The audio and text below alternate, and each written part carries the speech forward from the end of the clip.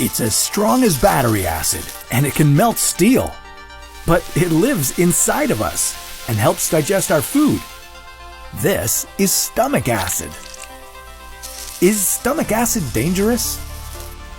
If it's this powerful, why doesn't it hurt us?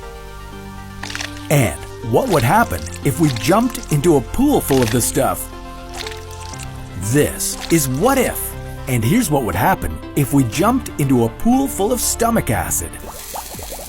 That's right, stomach acid is compared to battery acid in terms of the damage it can do. It can range from a 1 to a 3 on the pH scale, meaning it's extremely acidic. That's because stomach acid's main component is hydrochloric acid, which is a highly corrosive substance. The reason it can live inside us is due to a special mucous membrane that lines our stomachs. But what would happen if we covered all our skin with it? Now, before we jump into a pool full of stomach acid, first thing we need to do is figure out how we're going to be able to fill up an entire pool with stomach acid. Let's assume that we're swimming in an average 6 by 6 meter pool that can hold 55,000 liters of liquid.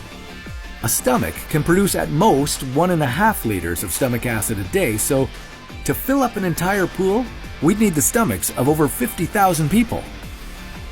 Okay, so we found 50,000 volunteers who were able to help us fill up the pool. Before you even jump into it, you're going to notice the awful smell. Whenever there's excess acid in your digestive tract, it can cause your breath to stink. So multiply that by 50,000, and you'd get an idea of how awful the pool would smell. You'd be surrounded by horrible bad breath odor. And that's even before you jump in. As soon as you take the plunge, you'll feel stinging in your eyes and your nostrils. To get a sense of what this might feel like, have you ever had lemon juice squirted in your eye? It would be similar to that, as lemon juice and stomach acid have a similar pH level. But if you remember to bring your goggles and your nose plugs, hopefully you'll be able to avoid this part. What's much less avoidable is the stomach acid making contact with your skin. When it does, it'll cause some mild irritation right away. Luckily, the epidermis layer of your skin should be able to protect you before it starts to hurt too badly. If you jump into the pool and hop right back out, even with your skin all covered in stomach acid, you'd be relatively okay, apart from the mild irritation. As long as you wash the acid off with soap and water and towel off, you'll be totally fine. But what if you stayed in the stomach acid for much longer?